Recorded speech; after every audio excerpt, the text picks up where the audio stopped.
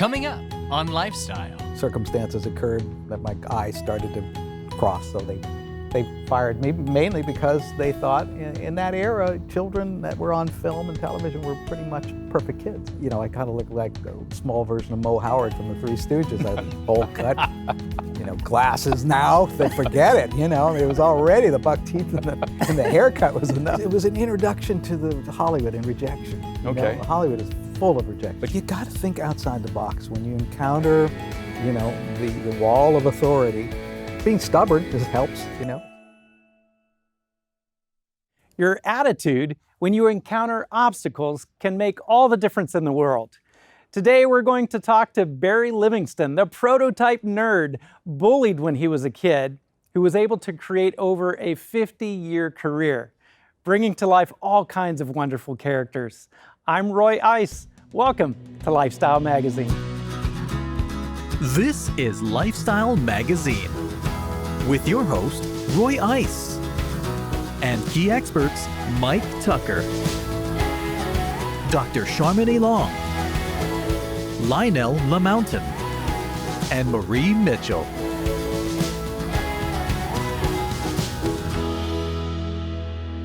A true Hollywood survivor, Barry Livingston achieved fame from the iconic TV series My Three Sons. But modern audiences might recognize him from Mad Men or The Social Network. Constantly reinventing himself over the years, Barry has managed to juggle fame, career, and family. Welcome so much, Barry. We're delighted to have you on the show. Thank you, sir. Good to be here. You started at an incredibly young age. How old were you when you started acting? By accident, I was in a casting office with my brother who was on an audition for a film with Paul Newman called Rally Around the Flag Boys. And he went in, read. I hadn't done anything yet as an actor. And in those days, the producers often would come out and go, "Your boy is great," said that to my mother. And they said, "Who's that kid?" And so I was sitting next to her, and she goes, "It's his brother." She goes, "Oh, well, we're casting, two kids, the two kids of Joanne Woodward and Paul Newman." And I said, "Can he act?" And my mother went, gave me one of these things. Come on, perform. Sure, yeah, okay, well, and next thing you know, I'm in the movie. And how old were you? 4 years old. 4 years old. Yeah. Started your career. But there's got to be a footnote to that because that was my first job, but I got fired from that job too. I'm still in the movie, but my eyes started to cross. I wasn't wearing glasses at that point, and actually during the shooting of a scene, and the director, a guy named Leo McCarey, who directed Duck Soup and some really old classics, was just losing his mind because he thought I wasn't paying attention and looking at the TV. Yeah. I was supposed to ignore Paul coming through the door. Anyway, that short story was that they said, well, when they realized there was something wrong with my eyes and I needed glasses, they went, well, we didn't see Paul Newman's kid having glasses, his son, so we're going to recast. But I'm in the movie in one scene in the very beginning because I'm upside down and I'm being held by Joanne Woodward because I've swallowed some coins.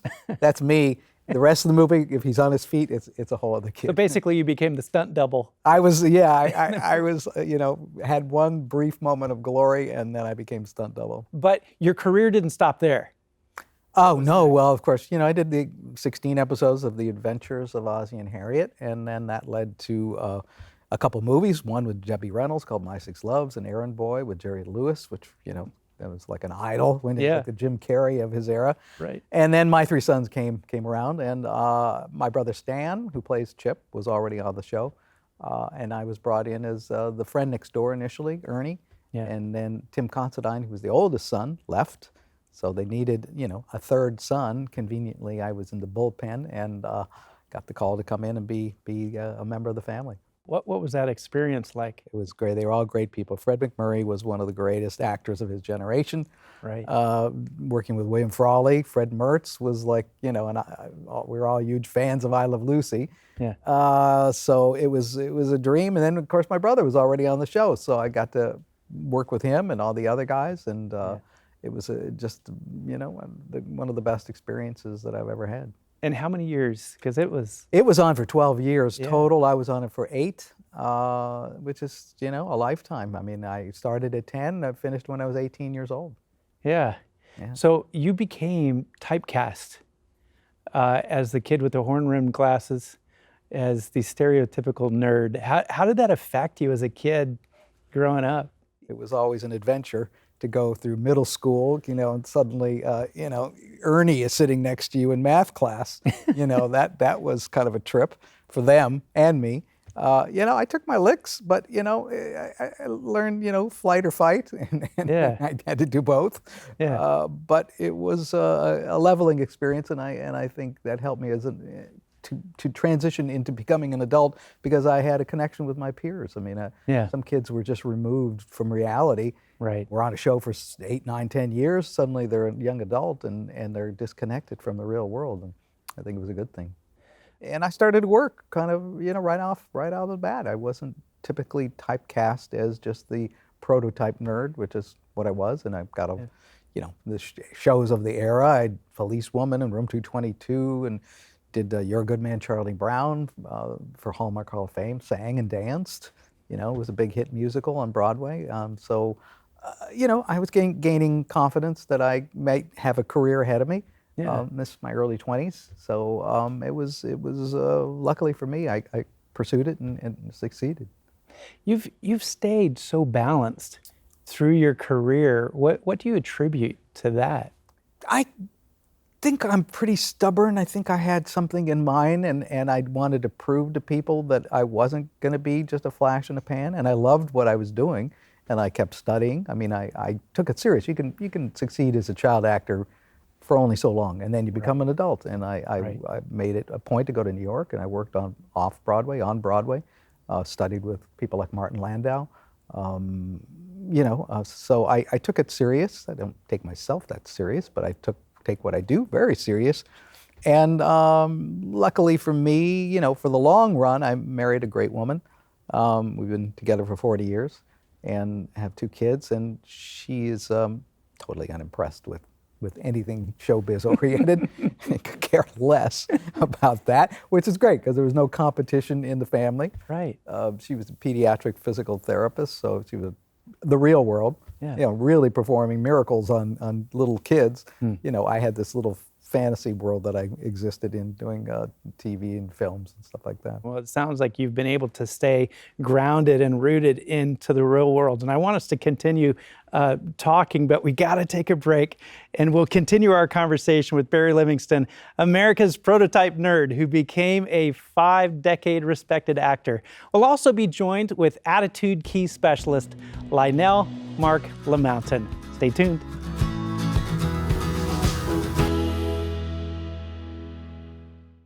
Welcome back to our conversation with actor Barry Livingston. Now, Barry, you mentioned in the first segment that you were fired at the age of 4. Tell me more about that experience.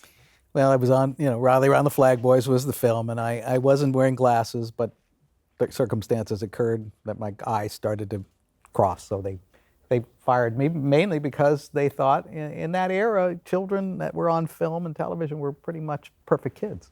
And I was not fitting into that mold. I wasn't being the perfect little son of Paul Newman. I kind of looked like a small version of Mo Howard from the Three Stooges. I had a bowl cut, glasses now. They forget it. It was already the buck teeth and the haircut was enough. So the glasses. So they put me in a car. Literally, I came back to the set expecting I was going to keep working, and the producers huddled with my mother and said, we're going to have to recast. It's just not working with those glasses. So I, put in a car and driven up 20th Century Fox lot like, what now? I'm unemployed? This is not fair. Did you have any identity issues moving forward that you struggled with? Well, it was an introduction to Hollywood and rejection. Okay. Hollywood is full of rejection. But you didn't take that personally? We're talking like a long time ago, so I'm sure I was hurt, and I also realized they didn't fire my brother, who still was on, and he was one of those really beautiful little perfect blonde-haired kids. Yeah. I was somehow, my DNA got thrown into the mixer and came out all bizarre. He was a really good-looking little guy. Yeah. So, there was a little bit of a sibling rivalry, I guess, a little jealousy, and I didn't feel good about it, I'm sure. But, I started working in some other projects, and I got to work with Jerry Lewis, and he didn't, so I one-upped him there. Yeah. What's interesting to me, it seems like in a lot of people that would have triggered, especially at 4, a lot of insecurity that would have set them up for some struggles later on. You are so confident And yourself, I wish we could just get some blood transfusions. I am an actor. You're an actor. Underneath it all, I'm quivering and shaking, and what am I doing here? And I'm a failure. No, I'm sure it was, to answer your question, I'm sure it set me up for, to question a lot of things about, as much as you can question at 4 years old, is this fun? I don't know. Do I want to keep doing this?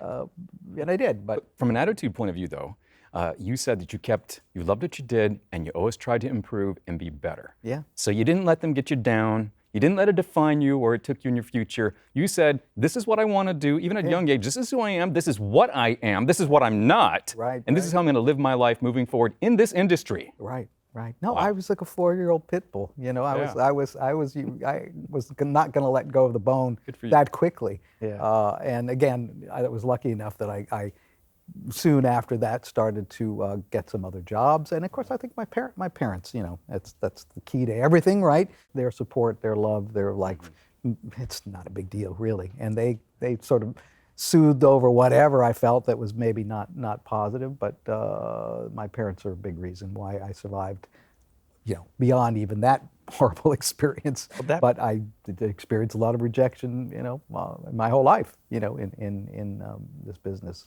You were an outlier. You were one of the only child actors who didn't eventually crash and burn, go to drugs to rehab stories and all that. How did you manage that? Yeah, I mean, living in Hollywood, growing up in Hollywood in the 70s, it was a challenge. I mean, you have to kind of put it into context. It's very easy to look back at some of these people that did crash and burn and go, whoa, well, that was that you made all these bad choices. Well, I made bad choices. I didn't. I never got lost in bad choices. I think I recognized when my choices were going south, and I think my parents were also sort of pointing out things.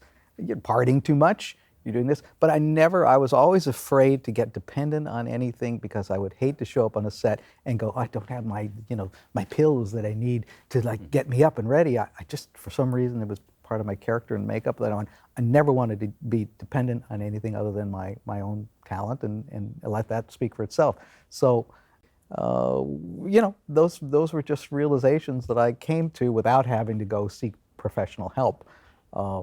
That was a big thing. So you were fired at the age of 4 because of a disability. Right. But now you are starring in a major motion picture, Notorious Nick, about being a coach of an individual with a major disability.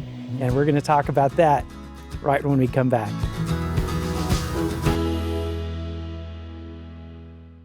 Welcome back. We're talking with Barry Livingston.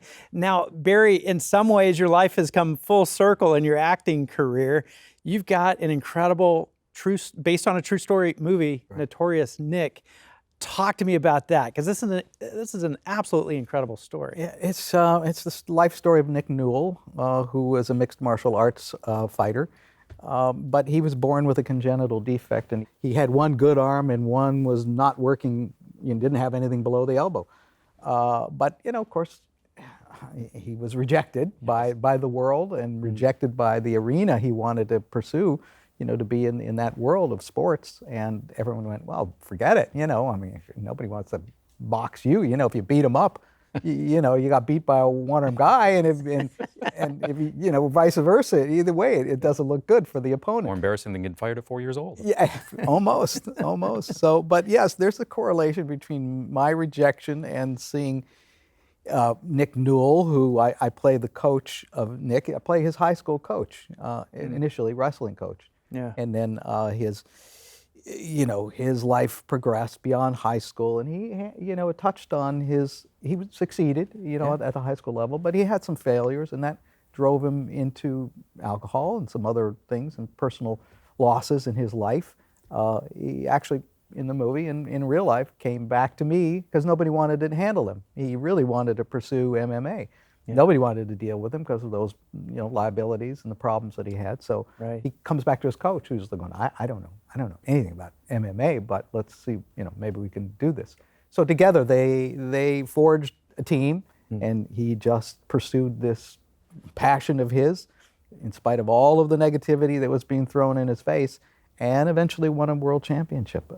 You know, and talk about somebody who had a liability, but somehow learning how to use that liability to his advantage, because what he learned in wrestling is that if you got a guy on the ground and he could get that forearm around your neck, well, he'd choke you out. And in MMA, anything goes. Kicking, karate, judo, boxing, wrestling. When he came into the sport, it was really a knockout, kind of a blood sport. Just knock the guy out. But he took his disability and through his coach, Jeremy, who I play, you know, let's use that to your advantage. And he did. And that's what he was able to introduce, really, or certainly brought it to the forefront in MMA, that if you see it now, that's all that they really do. They box, and they're trying to sweep, you know, a foot and get him on the ground, because once you get him on the ground, then it becomes a wrestling match. And that's sort of Nick Newell's legacy. Notorious Nick was his stage name, but that was his legacy. And he brought that into that sport. And by God, if he got that arm around you, the match was over. You know, he had that wrestling skill. What did you learn the most from this film? Well, you know, I mean, I did my research and went to a number of MMA fights where I saw, well, wait a minute, where's the boxing? They're all wrestling. This is like a wrestling match. So that tied in with this story. I went to a school out here in the Valley and watched some wrestling coaches teach their kids, and it's a tough class because it's a lot of testosterone in a room full of guys that are wrestling. You know, I just there's a line that I stole from the teacher, and it's in the movie, and a couple of people have pointed it out to me that they liked it. And before every match, he would say to the kids, questions, comments, concerns. Okay, let's go. You know, so I said to the director, I want to use that. If I can put that in, and you know, we'll do it in the beginning when he's in wrestling, and then before his big fight, you know, let's go back to the beginning, his early days when they first met, because he says that to him, you know, questions, comments, concerns, and it triggers something in the actor, you know, the Cody Christian, who's a beautiful young man, you know, just a great actor himself, and he was playing Nick, and you know, it just took him back to a very kind of moment at the beginning. You know, that's all this is about, is just let's go back to the basics, stick to the basics. What would you say to a person who feels like they're limited and they don't measure up and they don't feel like they have the opportunities everyone else has? What would you say to the person who's doubting themselves and feels down on themselves? Well, you got to think outside the box when you encounter, you know, the wall of authority, and that's sometimes just immovable. So, you know, you got to sneak around it somehow. You've got to find a way to climb over it or burrow under it or whatever it is. You got to find your way to overcome that, what society is telling you is the reasons why we don't want you, which has nothing to do with this person's drive and their passion and perseverance. So, you know, being stubborn helps, you know. You got to believe in yourself. Yeah. And if you believe in yourself, doesn't matter if anyone else does or not. Yeah. Because you found a way. Yeah. No, Nick found a way. Yes. When my career sagged, probably in my early 30s, and I hadn't lost my hair yet, hadn't turned into an accountant and a lawyer and a doctor, which suddenly I got later in life. I started playing a lot of those guys. You know, I tried to think, oh, I'm going to hang on to get a toupee. I'm going to wear this now. Like, wow, I look good, right? Kind of like my 20s, and I'm 39. I'm going, screw this, you know. Be who I am. Yep. You know, I'm going to be what I am, who I am, and again, that was the smartest move, just to use what you've got and try to make the most of it, and surround yourself with loving, helpful people that will support you even when things are not going well. It's beautiful.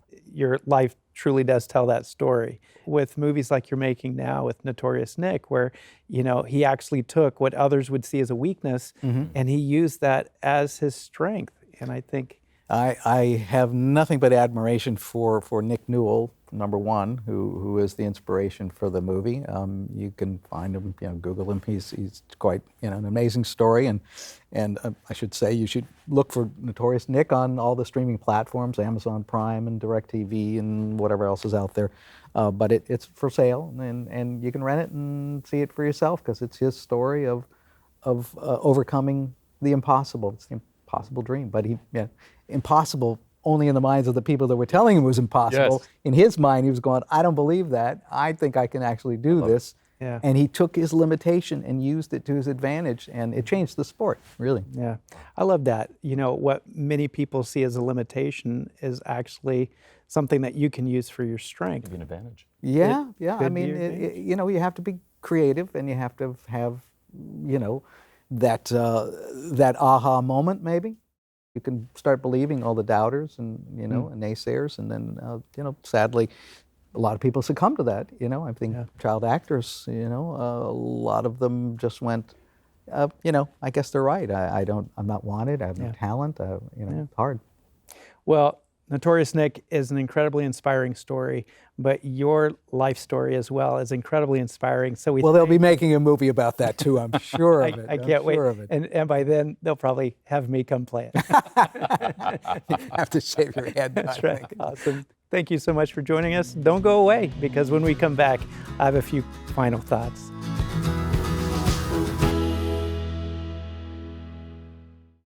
Attitude is the first of our aware keys for a reason. Did you notice how it positively affected Barry Livingston's career? You may have a limitation that you've categorized as a weakness or a disability. Take another look. Your weakness may just be your new secret strength. For more meaningful life tips and an opportunity to view this show and all other episodes, visit our website at lifestyle.org. Thanks for watching, and we look forward to continuing this journey with you on future episodes of Lifestyle Magazine.